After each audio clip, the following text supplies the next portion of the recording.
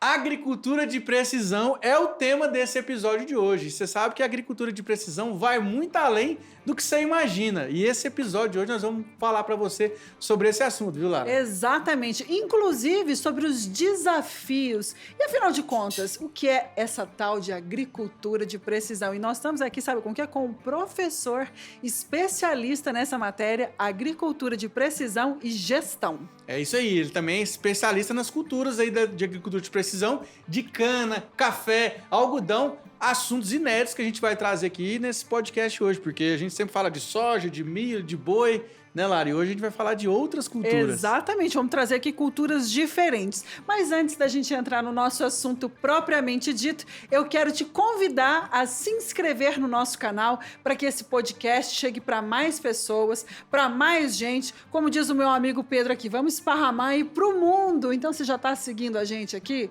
Já deu seu likezinho? Já se inscreveu aqui no nosso canal? Por favor, hein? Tô te esperando aqui a sua inscrição, tá bom?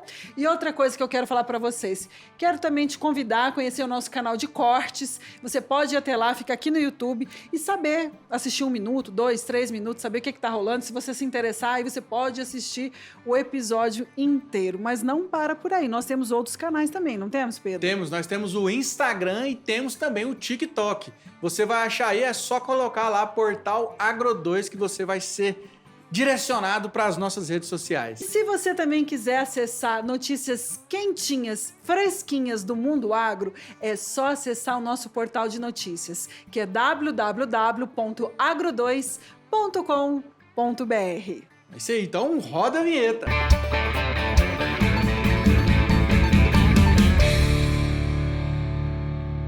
Bom dia, boa tarde e boa noite. Seja muito bem-vindo para mais um episódio aqui do nosso querido Agro2 Podcast. Como é que você tá, Lara? Eu tô bem demais. E você, Pedro? Estamos aqui combinando, né? Cantando Pois aqui é. de preto. Aliás, os últimos podcasts todos aqui eu estou de preto, porque dizem que o preto emagrece. Será que é verdade? Uai, pelo menos eu acho que eu tô mais fino aqui. Eu também tô com essa sensação hoje. Mas deixando as brincadeiras à parte, hoje nós estamos aqui com um super convidado especialista em agricultura de precisão. Nós já falamos algumas vezes desse assunto aqui no podcast, mas é um assunto super atual, então a gente sempre vai estar trazendo aqui. E o que eu mais gosto, cada convidado tem um olhar diferente. É isso aí, ele é engenheiro agrônomo formado pela Fafran. A Fafran que é em São Paulo, mas ele leciona, né? Ele é docente em Minas Gerais, em outra universidade. Então seja muito bem-vindo, Fernando César. Como é que você tá, Fernando? Bom demais, vocês? Bom demais. Obrigada Satisfação. por você ter aceito aí nosso convite, Fernando. Bom agradeço. demais que você veio. Pode ficar relaxada, aqui é um Tá em bate-papo, casa. viu, Fernando? Você tá em casa, que a gente vai aí. Eu brinco assim, que é uma conversa, não vou falar que é de boteco, porque aqui não parece um boteco. E porque não tem cerveja na mesa, né? Exatamente, Se bem que minha mas é garganta uma- tá seca aqui. Eu também tô aqui, parece que a garganta meio que arranhando. Mas é uma conversa, assim, uma rodada super descontraída, super tranquila e bom demais que você aceitou aqui. Agora eu quero que você me fale a primeira coisa, antes da gente perguntar da sua trajetória, explica para o pessoal aí, o que é essa tal de agricultura de precisão?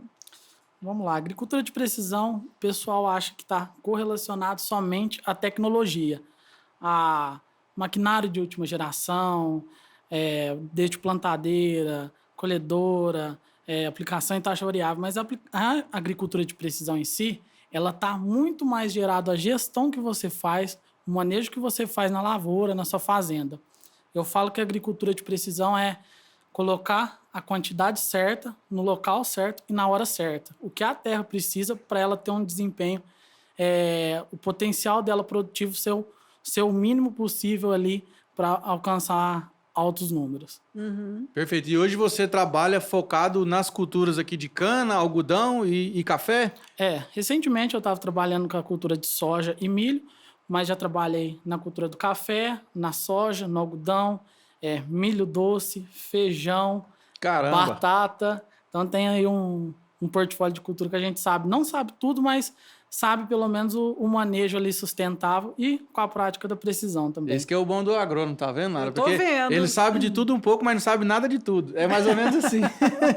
A gente tem que estar sempre atentando ao mercado, porque sempre tem novas tecnologias, desde variedades, e a gente tem que sempre estar estudando, né? Mas eu acho interessante, desculpa, Não, Pedro, pode mas falar. eu acho interessante você trazer esse leque de culturas que você trabalha, que você entende, porque hoje a gente vive num mundo que a gente fala muito de especialistas. Quando você vai contratar um profissional, você fala assim, você é especialista em quê? Ele fala, não, eu sou em soja. Aí quando você traz a cultura de um café, ele fala, não sei nem o que é isso, Não sei nunca nem ouvi errar, falar. né? Não sei nem errar, exatamente. Então é legal trazer assim, um profissional polivalente, que entende de várias culturas, que agrega com a agricultura de precisão.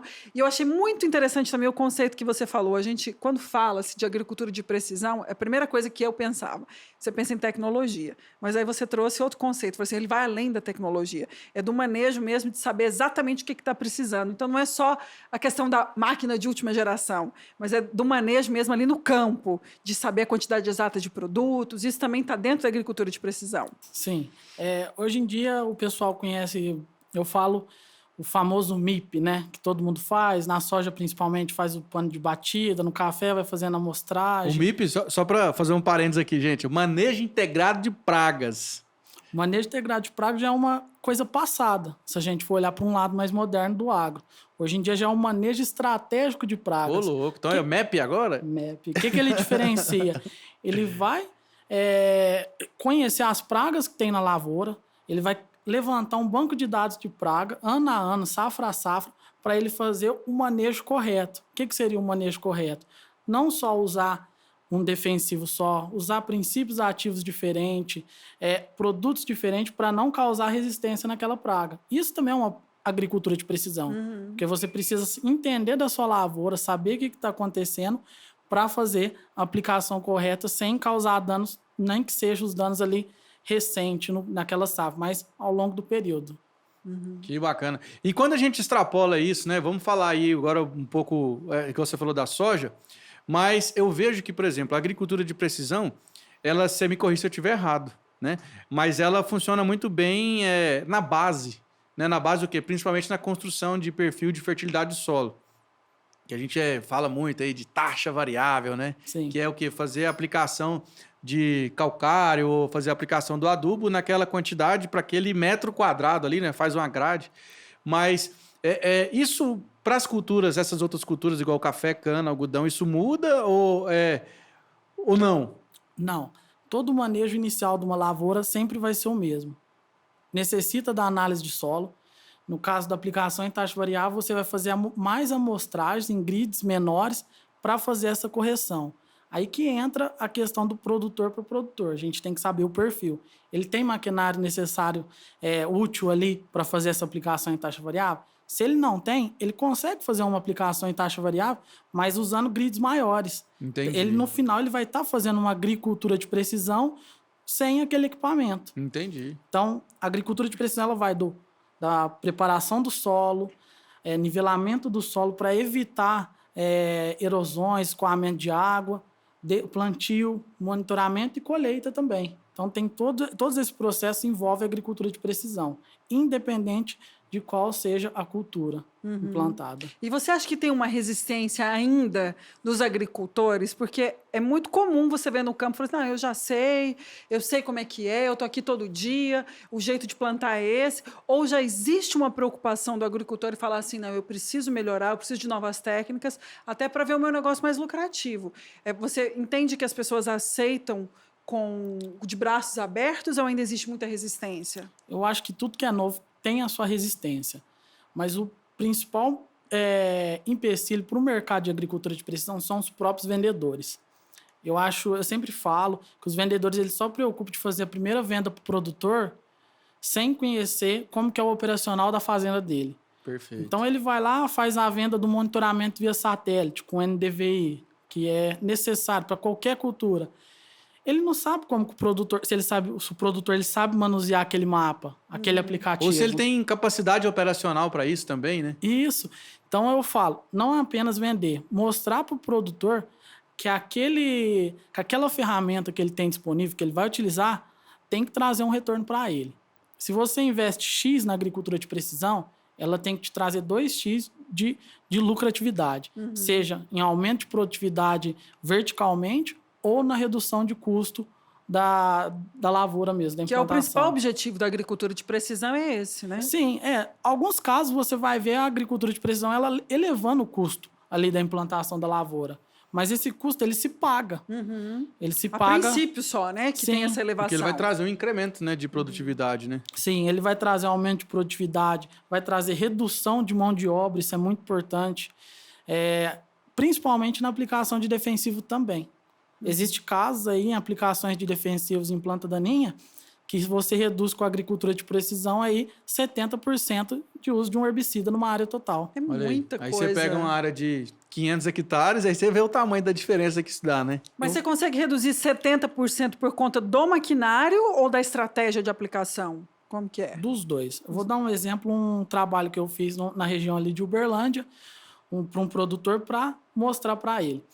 Uma área mais ou menos de 80 hectares, eu peguei as notas fiscais do produto e fiz as contas se ele fosse usar a dosagem que ele recomenda aplicando em área total.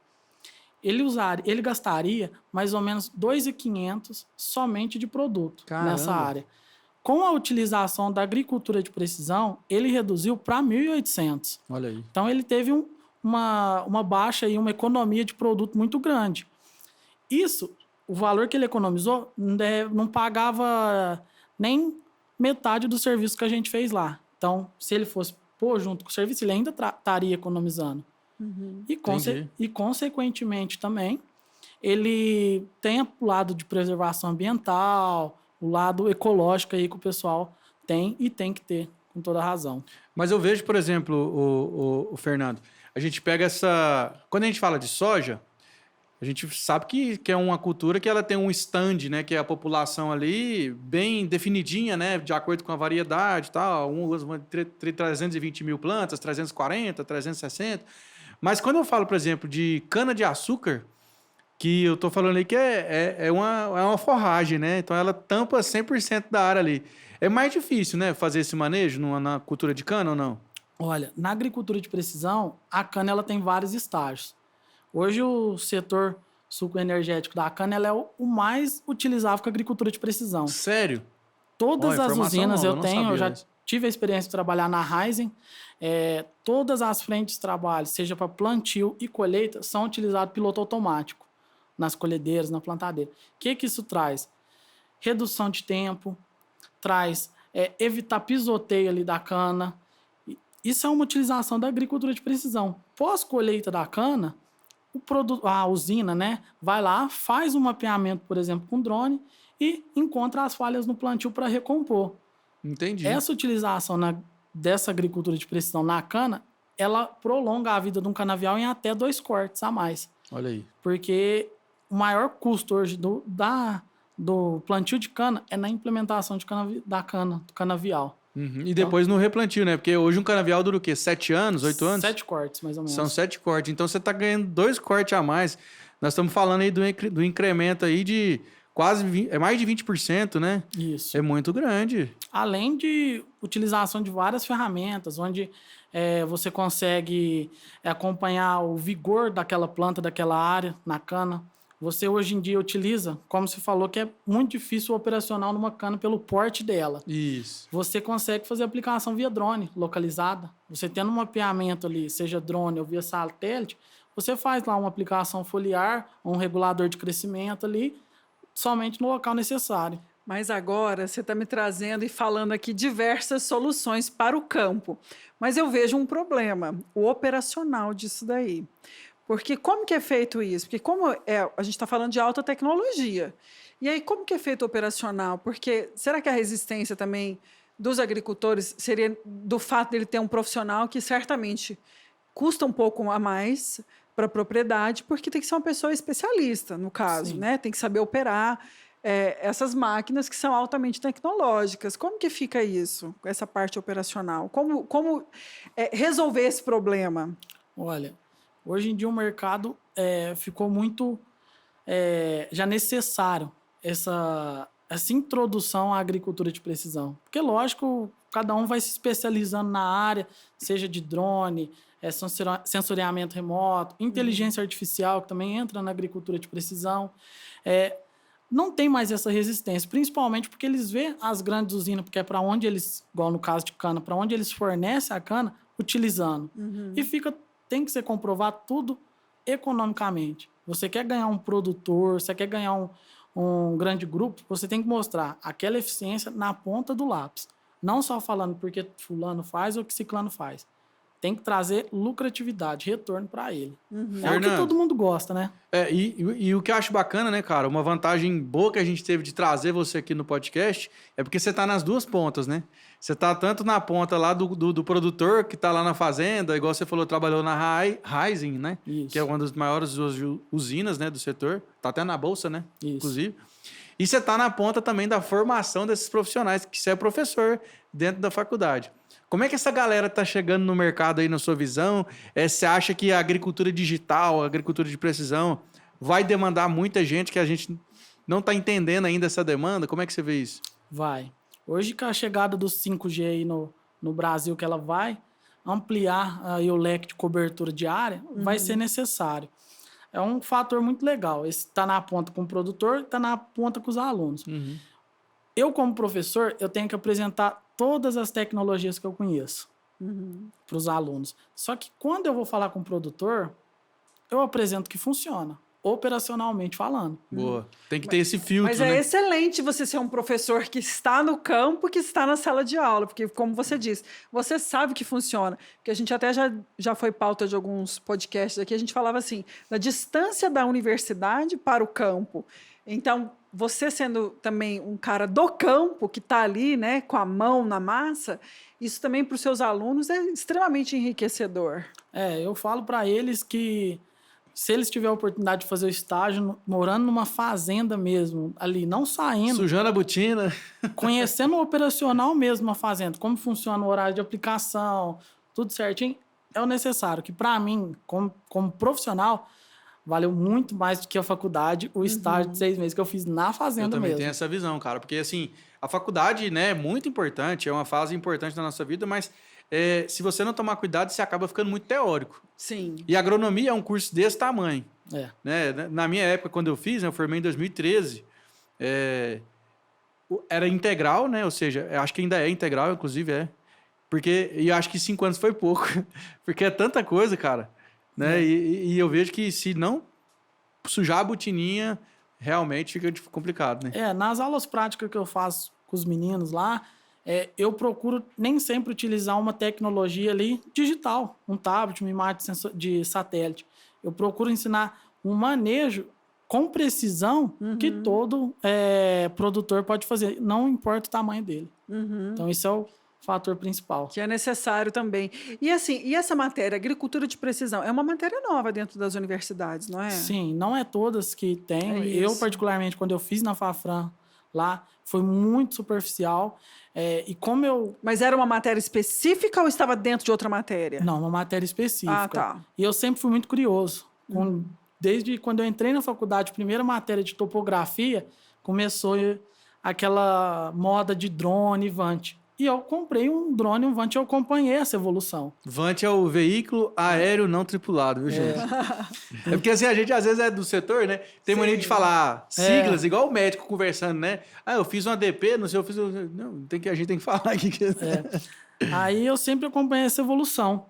E desde quando eu estava na faculdade, ali estudando, eu já comecei a fazer alguns serviços para a região ali, produtores, prestando serviço. E também tive a oportunidade de já ver esse lado acadêmico de desenvolver curso, onde eu já ministrei curso em vários estados, sendo estudante. Então, isso era muito legal, foi evoluindo, foi só dando mais sede nessa área.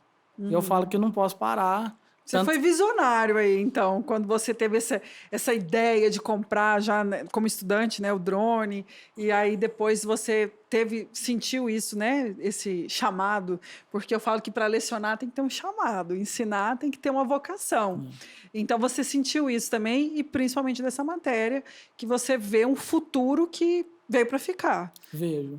Essa era que a gente vive da tecnologia é muito importante, tanto para o agro, que vai ser principalmente para o Brasil, que a gente vai conseguir igualar aos outros países e ser respeitado. Porque a gente sabe que o agro hoje em dia é o que move o Brasil. Carrega o nosso PIB, né? E a gente introduzindo essas tecnologias, mostrando manejo sustentável, a gente vai ser mais respeitado ainda. E a geração está vindo. A gente está acabando com aquele produtor cabeça dura que não acredita num aviãozinho passando sobre a lavoura, que vai dar informações para ele. Isso vai ser muito importante. Já está tendo essa mudança, né? Com essas novas gerações, já está vindo diferente. Já. E você também não é o primeiro profissional que vem aqui que fala pra gente realmente que a agricultura de precisão ainda está no começo, né? Assim, que ainda não fizeram nada ainda de potencial que tem para fazer, né? Porque a gente fala hoje num ambiente de 5 milhões, 400 e poucas mil fazendas, né, no Brasil.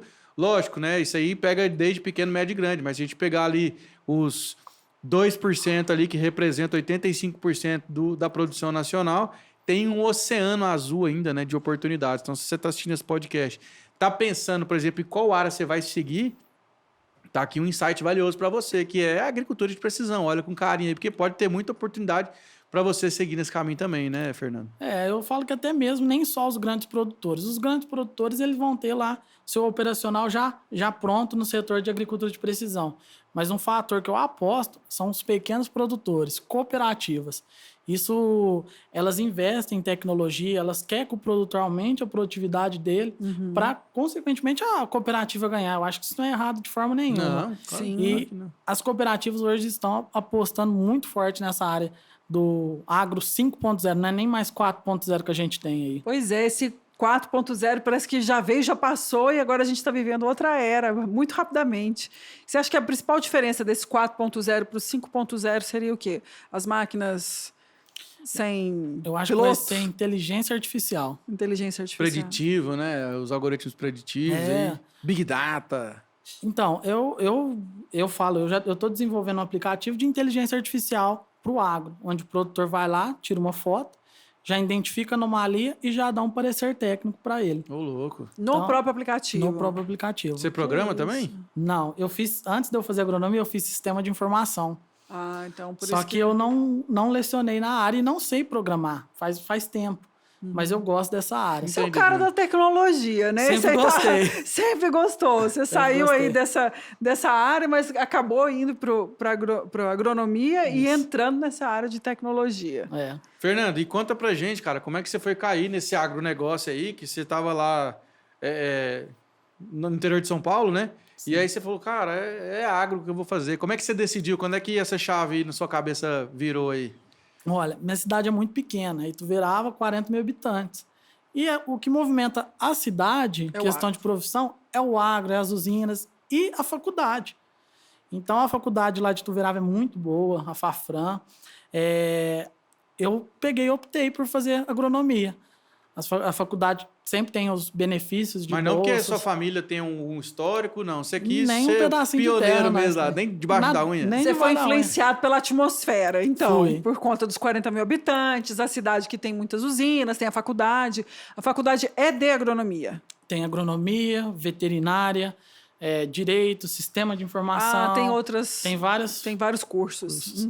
E aí você escolheu agronomia. Você falou, já que eu estou sendo influenciado aqui pela essa atmosfera, vou fazer agronomia e ver no que dá.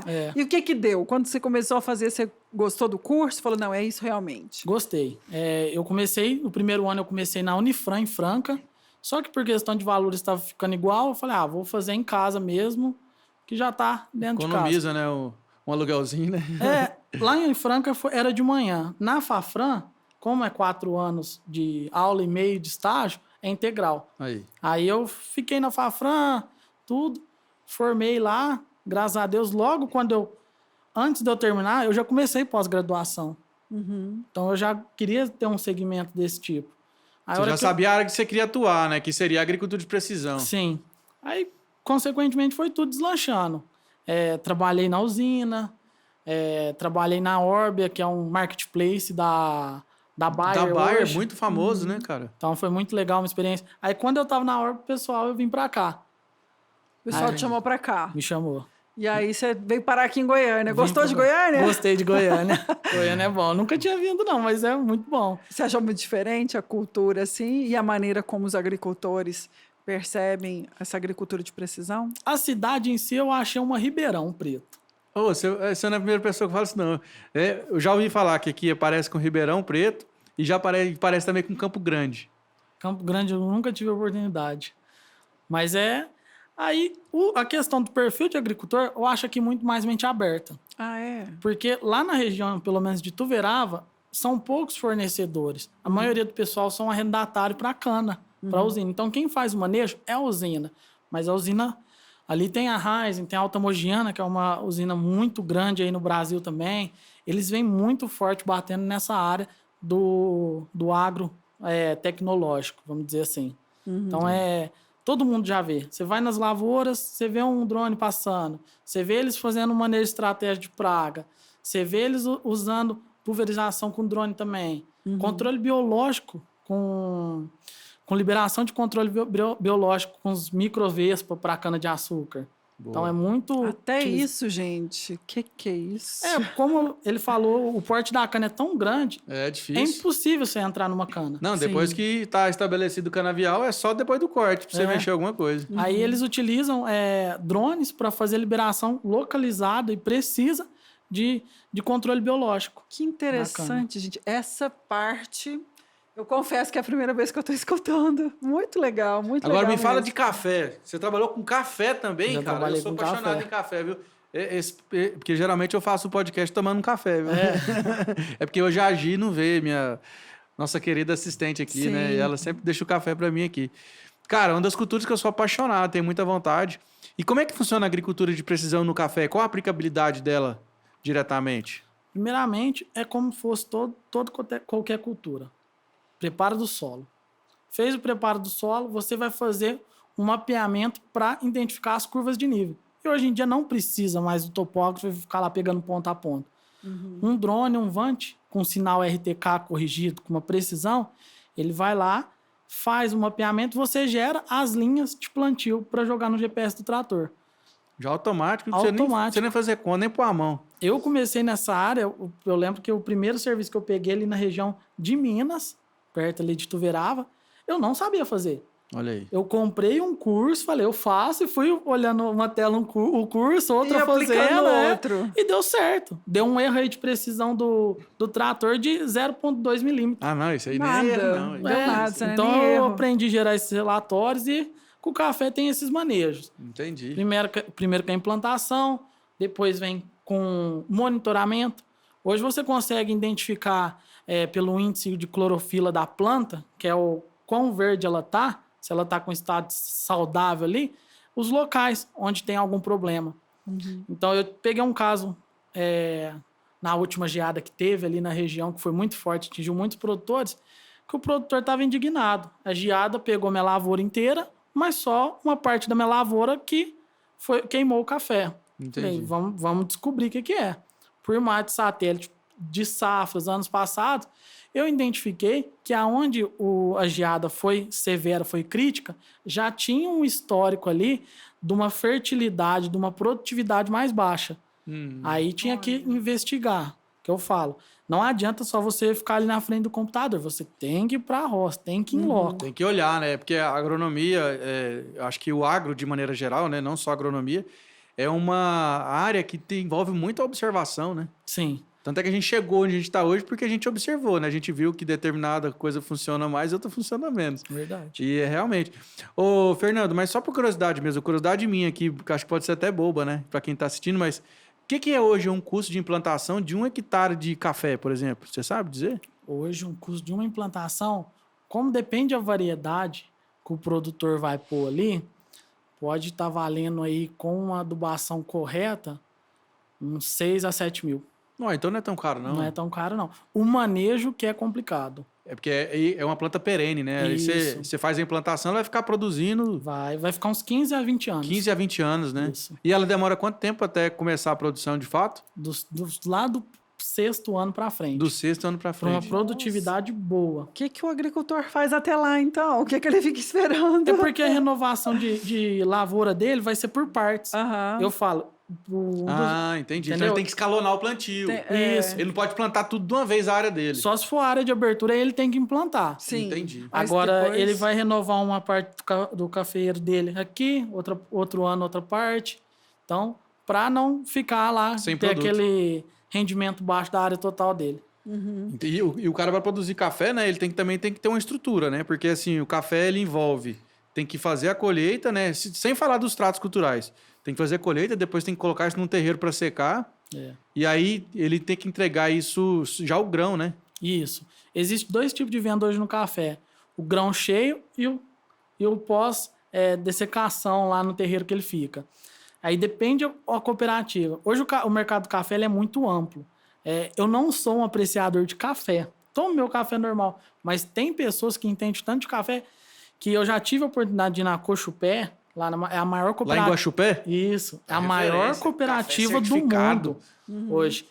Que é absurdo. O pessoal fazendo, degustando lá, vendo as notas sensoriais. Eu não tenho um paladar para falar. Eu identifico notas de cacau nesse café. Eu não tenho. Para mim, café tem que ser com Mas açúcar. assim, você tocou num assunto super interessante. Para eu identificar um café premiado, igual esse aí que você está falando, para um café comum, é a planta, é a espécie, é o manejo? O que faz essa diferença? Altitude, temperatura. O que faz essa É diferença? tudo envolvido. O manejo, a planta, quanto tempo esse café vai ficar lá repousando.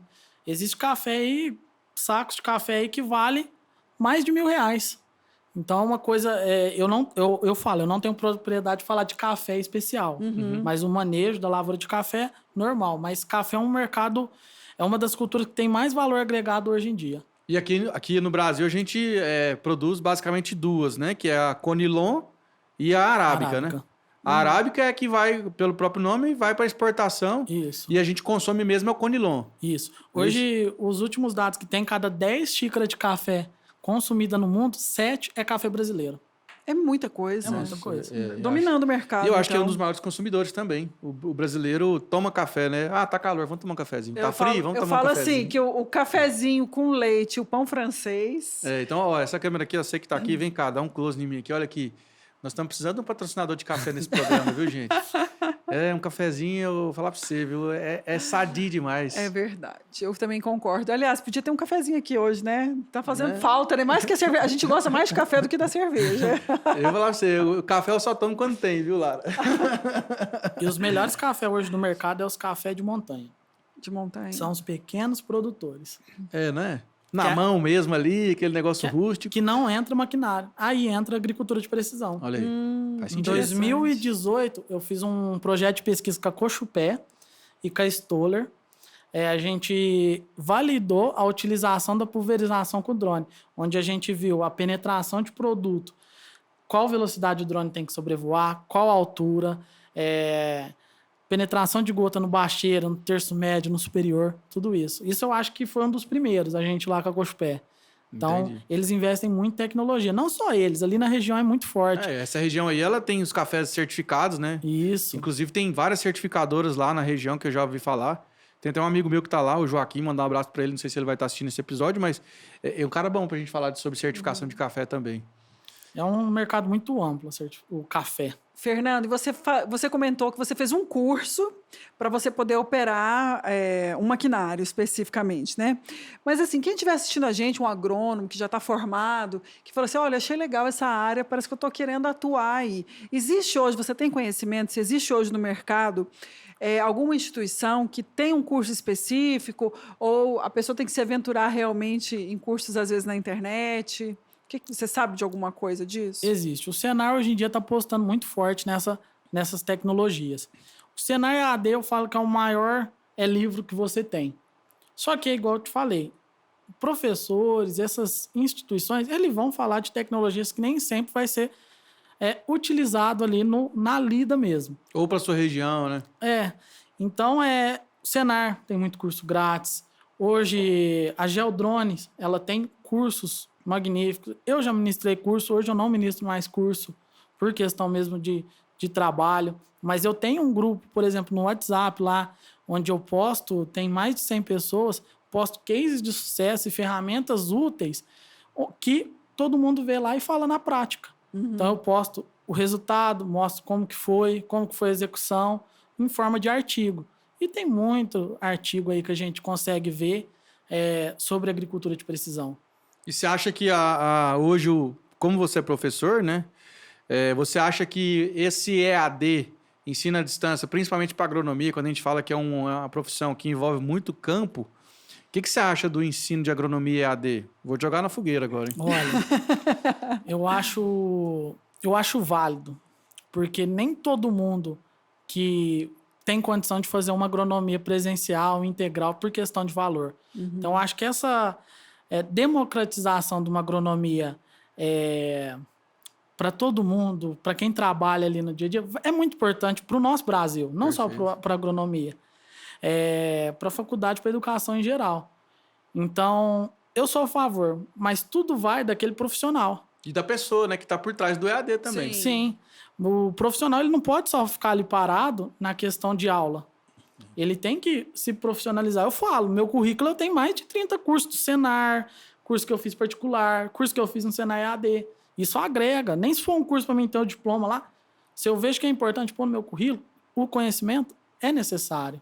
Mas se você não tiver a disciplina de sentar ali, estudar, né? Tem um amigo meu que fala... Aí você só pega o diploma. O Raul, né? O Raul Sena, ele fala assim, HCC, horas na cadeira. Eu não falo a palavra do meio. Que é porque tem que ter disciplina, tem que acompanhar do começo ao fim, tem que ler, tem que fazer estágio, tem que ter network, tem que conhecer gente. Ficar só no computador os não alunos lá, mesmo minha disciplina sendo EAD e tendo aulas práticas, sim, no semestre, eu peço sempre trabalho. Sempre, todo mês 2 trabalhos para eles exercitar e para ver também se eles estão assistindo, né? Se eles estão absorvendo o conteúdo, se eles estão entendendo. Sim, Você importante. acredita que existe alguma desvantagem nessa agricultura de precisão? Se tem alguma coisa que, assim, fala assim, olha, a única coisa ruim é isso. O que você acredita? É igual eu falei dos próprios vendedores, não saber dar um pós-venda para os clientes. Só vender o produto ou o método e não... E também o nosso dólar comparado ao real, porque tudo vai vir de fora. Hoje um Vant aí, um veículo aéreo não tripulado, tá na casa aí brincando de uns 60 mil. Caramba. Então não é todo produtor, toda empresa, grupo, né, que vai ter disponibilidade. Entendi. Agora mudando aqui um pouco a prosa, o rumo da prosa, né? Porque você também, ele é polivalente, né, Lara? Ele sabe de tudo um pouco. Falando aqui de algodão. Algodão, meu avô já dizia que quebrou com algodão, só levanta com algodão. Traduz pra gente aí essa frase. É real. Muito real. Eu falo que eu tive uma das experiências aí mais dolorosas com algodão, porque é o manejo mais complicado que eu já vi na minha vida. Por quê? Porque é uma planta muito sensível? Muito sensível. Por exemplo, uma cultura da soja, você vai entrar na lavoura para fazer um monitoramento de 7 dias, de 10 dias. O algodão, se você não entrar de 3 em 3 dias, quebra. E é do dia pro outro, né? De um dia pro outro. Mas por causa de pragas que Pragas, você fala? principalmente. O bicudo é o principal, né? Hoje tem o bicudo. Ele solta um excremento, uma curiosidade, que chama fumagina. Fumagina. Parece um cristal se você pôr na luz do sol. Esse excremento dele é tão forte, tão prejudicial, que ele não traz uma redução de produtividade. Ele traz uma má qualidade na pluma do algodão. Isso faz com que na hora da indústria você tenha que aquecer a mais de 70 graus aquela pluma e você perde qualidade. Aí, ao invés dela fazer ser usada para fazer uma camisa de marca, algo do tipo, ela vai ser usada para roupas mais baratas. De menor qualidade. E isso trava o preço. Porque a maioria dos algodões que você planta, você já vende ele antes de plantar. Você vende. Já faz o compromisso, E como que é feito esse controle? Quando eu sei que o algodão é bom ou ruim? É na hora de ver? Na fábrica. Na fábrica? Na fábrica, ele sabe. Mas então eu recebo sem pagar? Sim. Entre aspas. Porque assim, eu encomendei, comprei antes de plantar, chegou lá para mim e falei, olha, produtor, esse aqui não tá aquele algodão A. Sim. Ele tá meio C, então eu vou te pagar o C. Sim, aí ele reduz na hora de fazer o pagamento. Mas então é difícil demais plantar algodão, então? Muito difícil, operacional. Você tá contando às vezes com o A e aí na sua produção sai o C. E que eu acho mais difícil, né, na cultura do algodão, além do manejo, né, como você bem disse, Lara, porque os maquinários são específicos.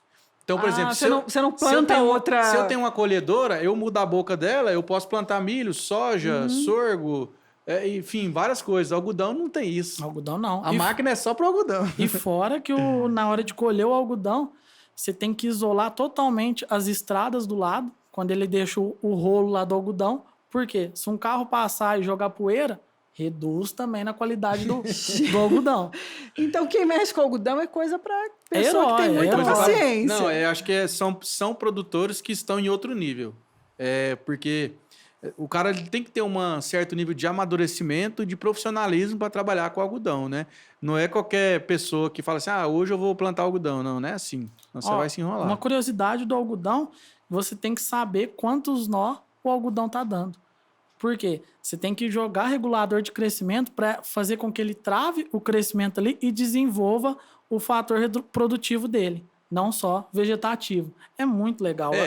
Porque é uma planta de ciclo de crescimento indeterminado. Mas hoje eu já tenho, né, variedades que são determinadas também. Existe, mas no mesmo modo você tem que jogar um regulador de crescimento. Só traduzindo, né, para a turma que vai acompanhar, que é o quê? Agradeço. Indeterminado é o quê? Na soja também tem algumas variedades que são indeterminadas. Ela vai crescendo infinitamente para todo lado que ela quiser, né?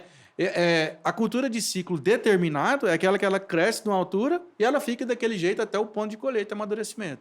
E isso então, você consegue controlar com produtos? Você consegue controlar com produto. Que interessante, gente. Nunca imaginei isso. Agora também nunca imaginei que uma produção de algodão fosse tão sensível assim. E nem que tinha que parar tudo ao redor. Então, assim, as fazendas têm que ser estratégicas também. Tem. Não pode ser em qualquer lugar. Para a estrada. Você tem que ter um caminhão-pipa ali para jogar água, porque é perigo na hora que estiver colhendo, o aquecimento, pegar fogo. Vixe, então, de uma vez, né? É muito, muito complicado. É uma das culturas mais lindas de você ver ali em campo. Mas o operacional, um exemplo. Numa lavoura de soja, a gente faz aí a média de 1 ponto de amostragem do pano de batida a cada 10 hectares. No algodão, é 1 ponto por hectare. E você tem que pegar a planta pequenininha, porque entra trips, entra larva minadora, entra diabrótica, tudo você isso. pega, por exemplo, você pega produtor de soja, que a gente fala aí de 500 hectares, é um produtor que é um tamanho bacana, né? Não é grande, mas também não é pequeno, ele está no meio. Agora, você pega um produtor de algodão de 500 hectares, meu amigo, é coisa pra caramba.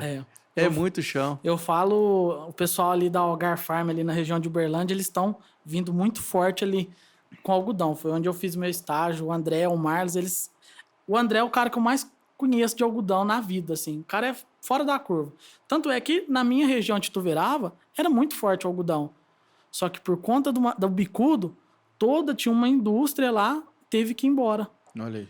Por quê? O que acontece? Porque quando o bicudo aparece, ele não sai nunca mais. É muito difícil o controle. É mesmo? Muito difícil. Não é que ele sai, é controlar, né? É difícil. É difícil, mas foi uma região que, assim, uma praga que causou um dano irreversível na região que desmontaram a fábrica e foram para outro lugar. Isso muito tempo atrás. E no Brasil, assim, qual que é a região, a maior produtora de algodão aqui no Brasil? Bahia. Na Bahia. Bahia. Ele gosta de clima quente e úmido, Isso. então.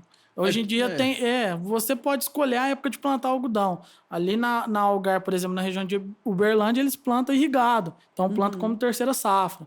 Então tem todas essas possibilidades. Na região de Tumbiara ali também tem o pessoal lá, uns japoneses lá, que são fortes produtores também, que plantam na Bahia também. Os Maeda? Os Maeda. Era de Ituverava. Saíram de lá, então, por conta do bicudo. Do bicudo. Pra você ter noção, a faculdade é do Dr. Francisco Maeda, Fafrã. Entendi. Eles que foram ali que fundaram. E deixa eu te falar, em relação a essa praga, a gente fala muito de tecnologia, de melhoramento genético de plantas e animais. Não tem como fazer um melhoramento aí nesse algodão para combater esse bicudo? Porque na soja existem muitas mudanças, né? Que são feitas para que seja protegida de algumas pragas. E no caso do algodão, não existe nenhum estudo nesse sentido? Hoje, no momento, eu desconheço alguma variedade resistente ao bicudo. Que é a principal praga? Hoje é. Hoje é, né? Principal. E ela ataca a maçã, né? Isso, que a maçã tá é onde fica a pluma. Ali. Exatamente. E você sabe chutar, mais ou menos, hoje, o que seria o custo de implantação de 1 hectare de algodão? 15 mil. 15 mil reais? A última projeto que a gente fez foi mais ou menos 15 mil. Ou seja, é de alta lucratividade também ou não? Muito alto. É o dobro da soja o custo. Sim, hoje a soja está 7 mil. Mas e o lucro? O lucro também deve ser. Eu não sei quanto que tá a pluma de algodão. Arroba, né? Mas eu sei que é um negócio que influencia muito, porque, por exemplo, antes da pandemia, durante a pandemia, por ser uma cultura commodity, importante, mas não é uma cultura indispensável. Porque a soja e milho é base para nutrição animal, que vai virar carne, que vai virar um elo gigantesco. O algodão, a gente consegue segurar as roupinhas um tempo, né? Assim, uns 6 meses, você consegue ficar sem comprar roupa, né? Minha esposa me mata, porque eu fico anos sem comprar roupa, né? Então, caiu 50%, cara, o preço do algodão durante a pandemia, eu tava vendo, que eu fiz um estudo de mercado nessa época. Os produtos do algodão são muito caros também, na questão do manejo. Então, é muito complicado. Por isso que eu falo, manejo estratégico. Eu já cheguei a pegar área de soja, que mesmo sendo variedade resistente, a lagarta tá lá. Fazendo dano. Aí o produtor ficou sem entender. Na cara do perigo. Paga mais caro, paga royalties pra ela ir lá e ainda brincar com a lavoura. Então, o bicudo também, você tem que saber o manejo certinho, a hora certa de aplicar. As armadilhas, né? Tem que usar as armadilhas. Lá, por exemplo, no caso, era uma área de soja e feijão. A gente pôs a armadilha 6 meses antes para fazer um monitoramento de índice de picudo. Isso é uma agricultura de precisão também. Então, é bem utilizável. Fernando, e o que você teria de fazer de consideração para quem está entrando agora no mercado da agronomia, para a galera que está doida querendo trabalhar? Que conselho você daria?